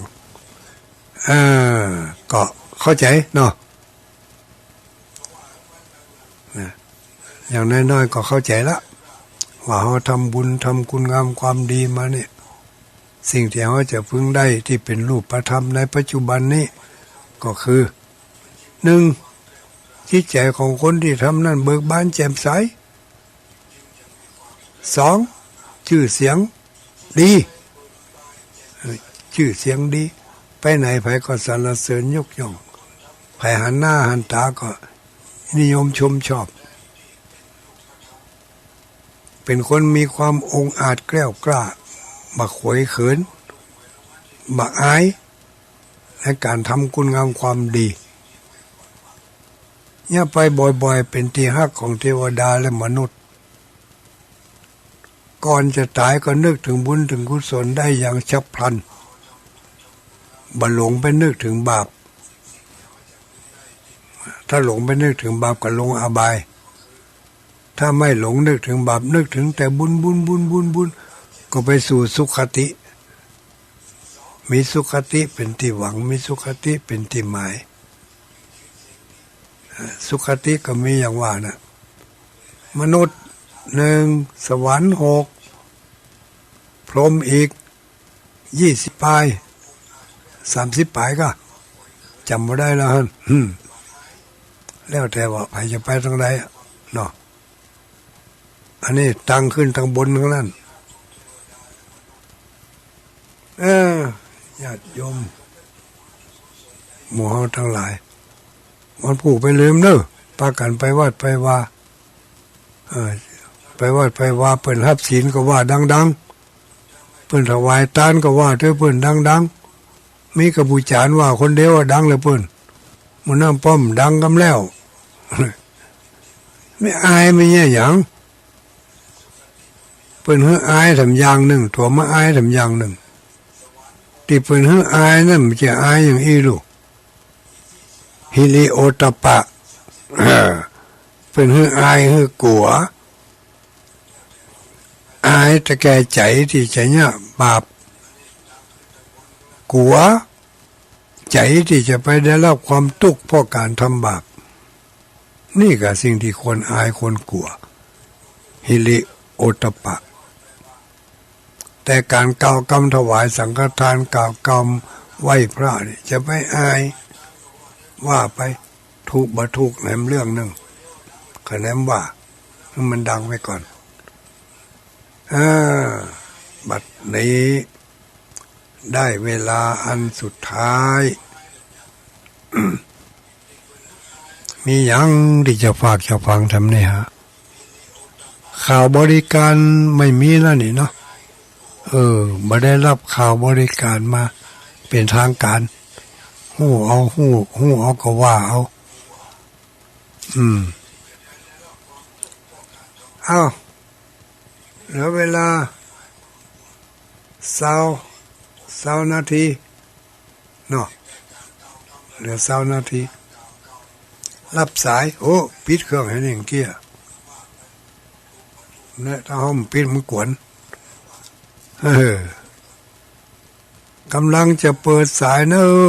มาแล้วเปิดแล้วจะลงตรงอย่างดักปิ้งอ้าว0932722499เวียงป่าเป้านี่ขออนุโมทนาสถานีวิทยุสถานีวิทยุโดยหมอกเรดิโอสถานีวิทยุแม่ขจารโมเดิร์นเรดิโออันนี้ก็รับสัญญาณจากคลื่นสีขาวแล้วก็สถานีอื่นๆนอกนั้นรับจากคลื่นสีขาวก็ขออนุโมทนาสาธุ11 สายไม่ได้รับ45 สายข้อความมิจฉาชีพมันเข้ามาอยู่ตลอดเจริญพรสวัสดีแม่อุ้ยอยู่ไหน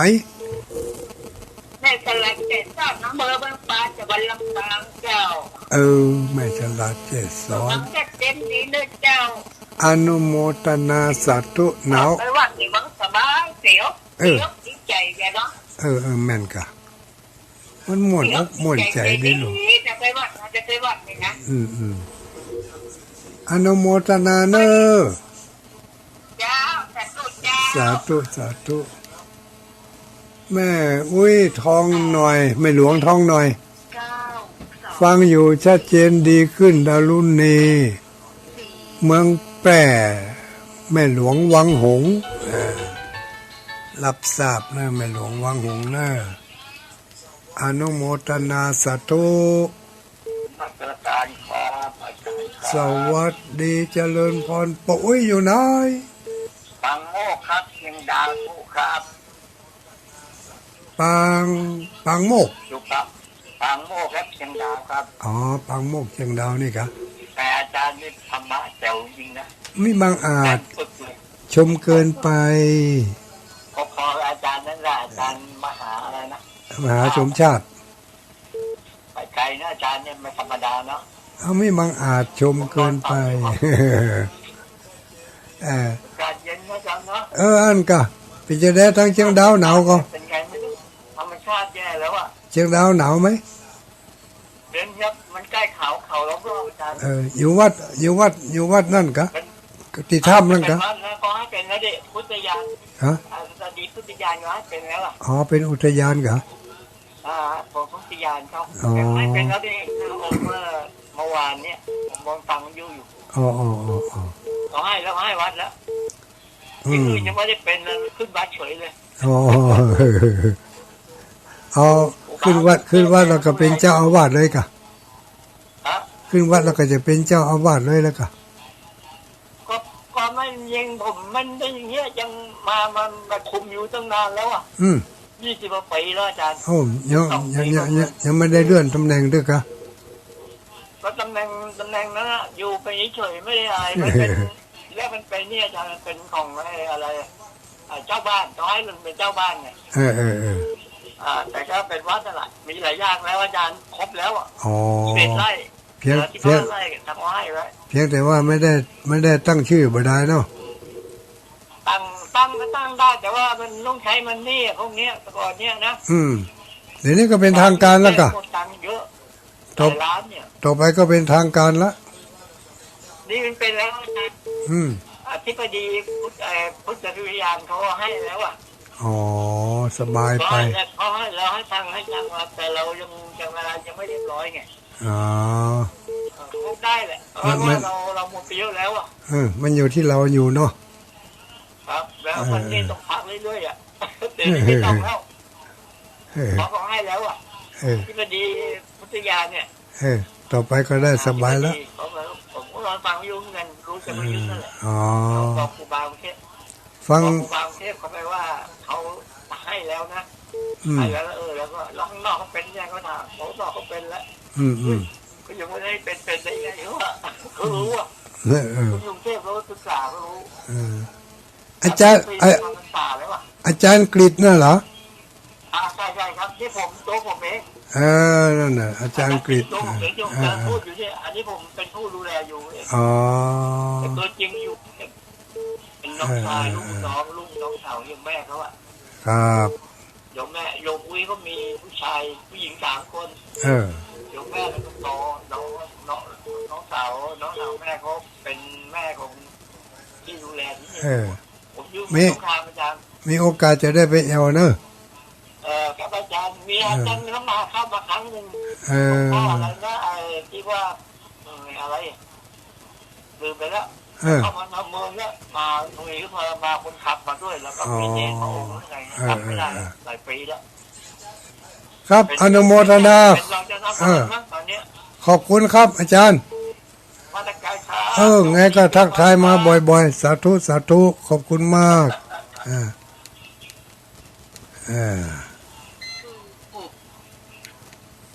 เจริญพร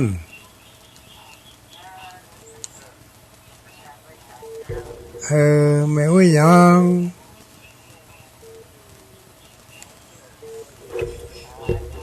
ไม่อุ้ยยังก็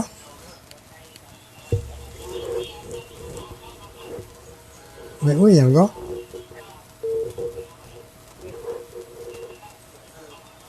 ไม่ได้ยินเลย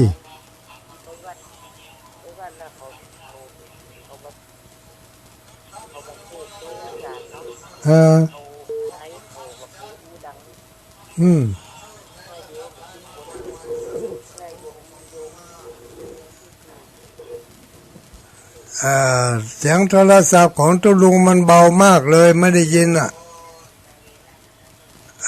อนุโมทนาเนอะขออนุญาตเนอะอันโทรศัพท์เด้อ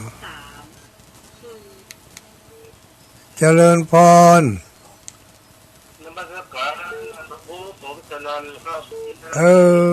ปอวิสันนัน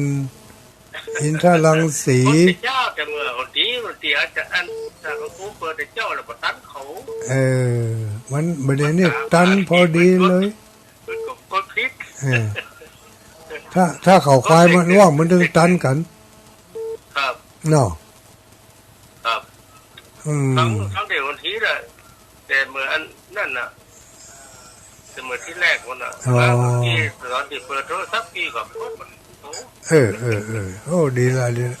80ป่ายยังอันโทรศัพท์ได้ดีอยู่ก็ดีมากเลย 80อายุแต่ผมเกิด85ครับ เออ เกิด85เขานี่ไปต่อโรงเรียนมัธยมบ่ฮู้เปิ่นไปทำเรื่องรถขอรถอายุแต่ก่อนมันเรียงง่ายเนาะ อืม เขาทำเรื่องหมดฉันก็บอกนั่นมาเซ็นเฮียผมก็นึกว่าเขาไปเซ็นพยานกับเซ็นยื่นไปพอดีปอันปลัดมันนั่นปนหูครับ เป็นรถอายุเท่าไหร่ นะครับ เป็นเลยรถอายุเท่าไหร่ ครับไปเปื่อนเดียวกันไป3-4คนเพราะว่านั่นเขาบวชได้2-3 ภาษาละซิกแล้วไปเรียนต่อไอ้แน่ไปเรียนต่อเป็นมัธยมรุ่นแรกของอำเภอซิกไปผมก็จบป .4 ไปผมอายุหนุ่มไปเซ็นแล้วปั๊บถึงคิวมาผลปลัดก็ว่าไอ้เอ้ยอายุผมบอกแกนี่ประธานรถก็ได้เนาะผมโอ้รถยังรถอายุทำเรื่องมันนี่เนาะไอ้ตัวเดียวไปก็เยี่ยมมันแหบมาด้วยกันหรออันก็นี่อันปลัดก็ว่าอันก็เปลี่ยนเป็น2 ตัวเนาะ14 กุมภาพันธ์14 พพพพานเป็นยักษ์14 กันยายนเงี้ยก็เปลี่ยนเอา2485เอาเลข5เป็นเลข7นั่นเป็นเดี๋ยวรักษาในยังเป็น2487ปุ๊บได้กำให้ลำ2 ปีครับไปแดงไปจัดตาแต่ก่อนก็หายอย่างเงี้ยเนี่ยผมมีเราไปสิไปหายแต่ก่อนพ่อคนไปจัดตาคนเขียนไปร้านไงทำเอาใส่บังไว้ด้วยกันหายไปหมดเดียวโอ้ยตัวยังก็โอ้ยอยู่อำเภอเมืองผมอยู่เดียวนี่อยู่อำเภอเมืองครับอำเภอเมืองน่านเนาะครับตีอันนั่นน่ะตีอันตีตู้โทรไปบอกอันท่านพระครูเจ้าไหนนี่ก็ตู้ลูกล่าอนุโมทนาเด้อเว้ยเด้อครับรอหันสักวันสวรรค์คงจะถึงสาธุสาธุพระเวนานประเสริฐหายเซ็บเนอะมาลังทานเสียงให้ก้าวิไว้สาวิอยู่ไหนอยู่เมืองฝางบ้านยางบ้านแม่นาขี้เล็กแม่ปานีมอนะแม่จ้าเหมือนแล้วนี่ไม่ได้ป้ากันนี่เจ้าไปคาบอยู่ไหน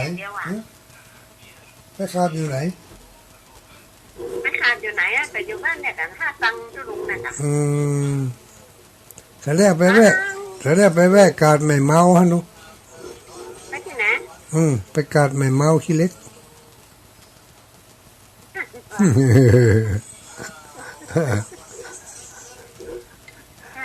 กัดไหนกัดก้อมเนี่ยกัดก้อมมึงอะ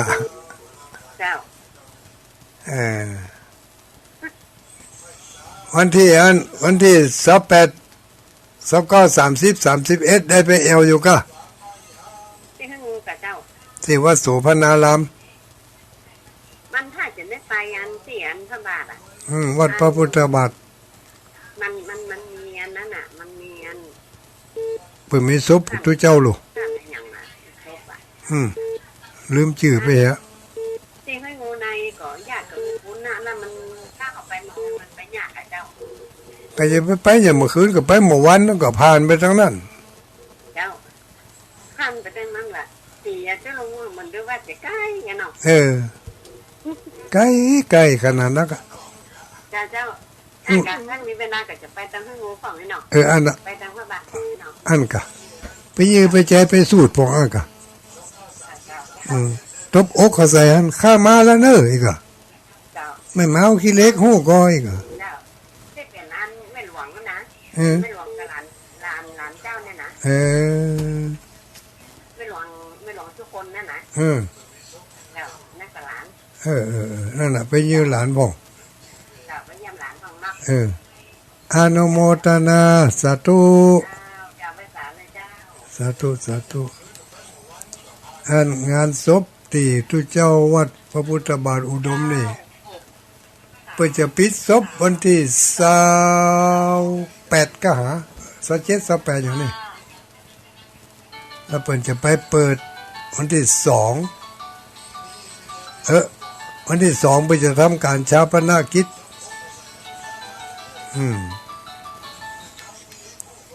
เจริญพรเจ้าจุลุงสวัสดีแม่อุ้ยอยู่ไหนรับอยู่นี่อยู่ไหนอ่ะอยู่ไหนอยู่โรงเรียนนี่ล่ะไปอยู่อย่างนั้น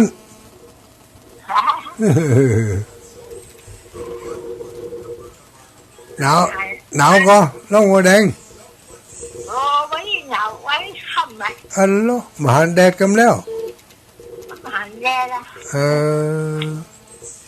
แดดบ่ลุงเพียงปะเป้าไปน่ะก็ไม่อย่างนั้นก็พ่อเป็นหยังตาอยู่อ่ะทำให้ก็บ่มีแดดมันมืดหนาวนะวันนี้วาดไฟเห็นฟังจนจบเจ้าจำเนี่ยอนุโมทนาเนอะ9 6 5เอาแล้วล้วนแล้วเจริญพรเจ้าแกไปแส่เจ้าทุลงดอยไม่สุเกียวศิลพรสิทธิกับมนุษย์ละปูนเด้อวันจันทร์วันนี้เสียงทุลุงดอยชัดเจนเจียวไปเลยที่จันที่แล้วทุลุงดอยเป็นเมื่อยเนาะนี่ก็สบายดีแล้วเนาะประเดี๋ยวนี้เนาะยังแฟนแล้วยังแฟนไปจันทร์แล้วไปเลยขอมีสุขภาพสมบูรณ์แข็งแรงเด้อทุลุงดอยสาธุสาธุเจ้ากลับไหว้สาเด้อทุลุงดอยสาธุสาธุอนุโมทนาอนุโมทนาแม่อุ้ยจีนอยู่ปงกุมพุ่นวะไม่อยู่อย่างปงกุมมันน่ะไปเอาก็แม่อุ้ยจงดีเมืองฝางหลวงตาเกือบโดนแต่หลวงตา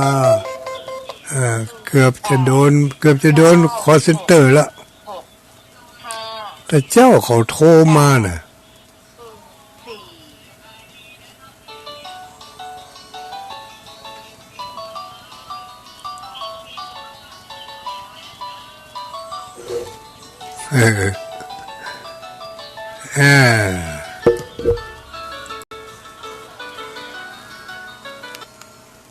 เจริญพรอันนี้ไม่ค่อยแก้วไม่สายเไม่ค่อยแก้วไม่สายมันอ้อมเลยชัดเจนดีที่ฟังนั้นสังกงวิดีโอเจ้าสังกงเรดิโอฟังตั้งแต่ต้นมาก่อนตั้งแต่ต้นมาค่ะชัดเจนดีเข้าใจดีเนาะเขาเป็นมุกจับยกอ่ะเปิดจับพอดีอ่ะมาพอดีอ่ะจับพอดีอนุโมทนาเนอะเจ้าเนอะสาธุสาธุขอถือโอกาสตอบไลน์ครับแน่น้อยเนาะตอบไลน์แม่อุ้ยจินบอกว่าฟังอยู่ปงกุมคุณมนฤดีใช่นี่ไหนนี่สัมปายะจอมตองกับไหว้สาธุลุงเจ้าฟังอยู่คุณโยมพิสมัยเขื่อนคำแสนลำปางไปปะกันเนอะวันที่31น้อมกราบสาธุฟังอยู่ต่อไปคุณแม่อุ้ยเดือนเพ็ญทิมวางกราบไหว้สาเจ้าตุลุงสาธุเจ้าอนุโมทนาเนอะอุ้ยเดือนเพ็ญเนอะต่อไปมีแถมจะมาตันเนี่ย9นี่59ละ ตั้งไหนตั้งคันเนอแม่อุ้ยสายฝนสาธุอนุโมทนาคุณจำเนียนอะไรพิษถึงเวลาละก็ต่อไปคุณจำเนียนแล้วก็มีแม่อุ้ยน้องแม่อุ้ยขันแก้วคลุมขึ้นสีขาวแม่แอดน้องพรคุณวรดรแล้วก็คุณอะไรอีกอันนี้ก็หมดเวลาหมดเวลาขออนุโมทนาสาธุทุกคนทุกท่านภวะอภิวาทนาสีลิสานิจังวุฒาปัจจายโนจัตตารโอธรรมาวัฏันติอายุวันโนสุขังปะลัง